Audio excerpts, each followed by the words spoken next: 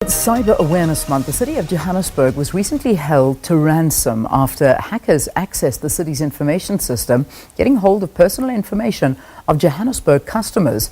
The group called Shadow Kill Hackers demanding 4 bitcoins. Now, we keep saying 4 bitcoins, but do you know the value of a bitcoin? And let me inform you, as of this morning's trade, it's 142,000 Rand for 1 bitcoin. They are demanding 4 of those. So that's pretty much so putting it in perspective for you. This is not the first time that the city's information systems have been hacked. In recent months, City Power, the City of Johannesburg, the electricity company, was hit by a virus which encrypted the utility's databases. So to discuss this further, we're joined in studio by Maeson Maherry, who is the Chief Solutions Officer at LAWtrust. It's a company specialising in digital security. Good to have you here in studio. Welcome.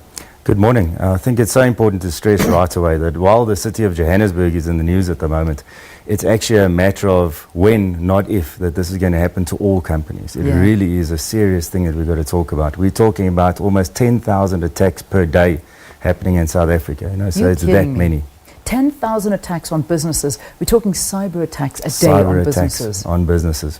And this is holding them ransom, kind of what happened here with the City of Johannesburg, holding them ransom, demanding whatever it may be, otherwise they're going to leak the information. Is that the kind of scenario we're dealing with? It is the kind of scenario. There's different kinds of attacks. Some attacks would just try and knock out a business so that they can't operate.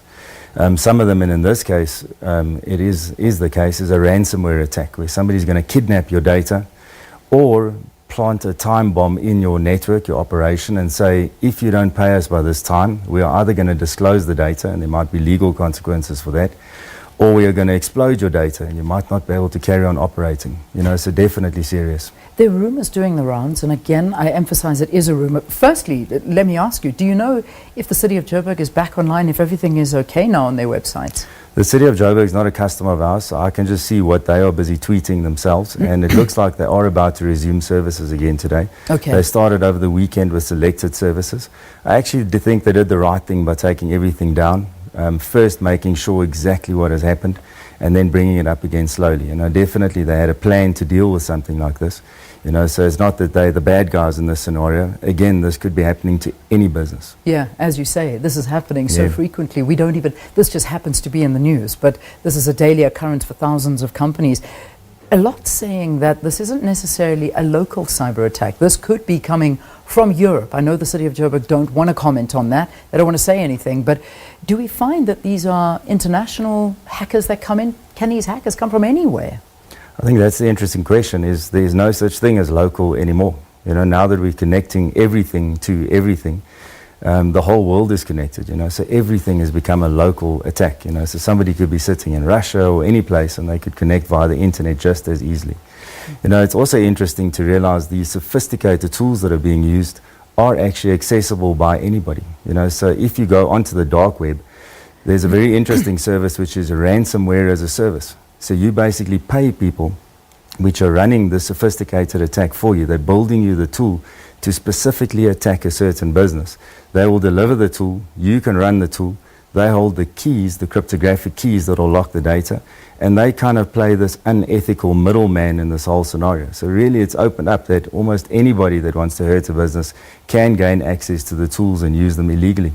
Well, it's quite frightening. It really is what happens in that underbelly of the web, the dark web as you call it. I mean, it just is, it's frightening what can happen, but it's about protecting yourself from this, and particularly when it comes to cities' websites, because I did a little bit of reading and I see that obviously we are certainly not isolated in here. In one instance, when you look at America, they're saying that in the USA, at least 22 public sector institutions' websites have been hacked within just this year. And some of them, it's cost up to about 220 million Rand to rectify the situation. So this is something that's very common around the world. And many hidden costs. The latest research that's specifically for South Africa has been done by IBM and the Poneman Institute, and they reckon probably around 36 million Rand cost per incident. And that is because that when something like this happens, you have to put all your guns blazing to figure out what has happened. You've got to get legal advice. You've got to take down systems. There's lost business. There's reputational loss, so it's a lot of things. So to put a number to it, they're saying for a large enterprise, probably around 36 million plus But the danger is you might not be able to continue doing business. I think there's a lot of scare stories about it, so let's talk a little bit about the good news, is that you can actually defend yourself and your business against these things. You know? So if you can defend yourself against it, why is it still happening? I think it's a little bit of a mistrust in security itself. It's still seen slightly as an inconvenience. You know, security is there to stop you doing something. But actually, if you change your mindset, it really is the enabler for all this digitalization that's happening now. You know, security allows you to work from the convenience of your phone. You know, you must embrace security and you must think about it the whole time. That's the most important thing. One of the dangers is to think about security at a point in time. So we're putting up this e-commerce site, we build it, the functionality is great and it is secure today, and then you forget about it. Security is evolving because security researchers are finding flaws in the software. So in a month's time, new flaws might have been discovered and hackers would use those flaws to gain entrance into the system. So one of the things that you must do is an ongoing vulnerability assessment to see that your system is healthy, all the connected systems are healthy, and that you can defend yourself. Yeah, it is quite interesting because you look at it from a perspective of these particular hackers for the City of Joburg came in and said, if you don't pay this ransom, we will then leak City of Joburg residents' details and make that public. Is there a case in that, though? If our information, I say our because I'm also a resident of the City of Joburg, if my information is leaked, it's an invasion of privacy, who's liable for that? I mean, is there a case for me against the City of Joburg for not protecting my information? There definitely could be. You know, there's legislation to this regard that's evolving all over the world. And really it's making organizations and individuals behave responsibly when they're entrusted with your personal information. You know, so South Africa has got the Protection of Personal Information Act.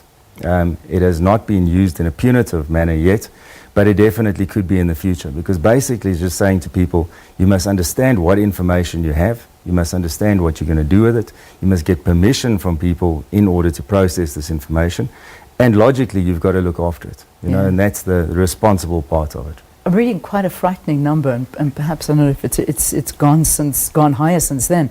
The South African Banking Risk Information Centre, SABC, says that the country loses 2.2 billion rand a year on cyber attacks. This is an alarming amount of money. Again, if you look at the kind of hackers that are out there, let's call them hackers for now, or attackers that are out there. You know, it used to be people exercising their technical skills and they wanted to see, can I get in, and not necessarily do damage. Where we are today, almost 50% of attacks are criminal in nature. And that is why they're going after the money, you know, because as business has gone digital, so criminals have got digital. A specialist told me once that even large criminal syndicates like the Yakuza have got a computer science division. And they're recruiting the best brains in the business. Sure. You know? So that's what we're up against. New form of bank robberies. No longer masked men with guns. It's masked men behind computers. And that's what's going on. That's the reality. And that's why we introduced the interview, actually, coincidentally. I mean, it just happens to be Cyber Awareness Month this October. I don't think we can emphasize how important it is. But what about me as an individual? You know, I'm sitting on my cell phone. I do all my banking. I do everything. All my information is out there. How do I protect myself? You know, I'm just trusting that businesses are doing the right thing, but then my information it sort of isn't protected. What can I do? Yeah. So I think the first thing is just let's start thinking about it. You know, that's the most important thing. Whether you're a business or an individual, let's start thinking about this and thinking what we're doing. How many people do you know that still don't have PINs on their cell phones? You know, because it's an inconvenience, it's a perceived inconvenience. But the information that you have on your phone includes your banking statements. People can tell exactly how much you earn. They can see where your children go to school. You know, there's personally very important information in there.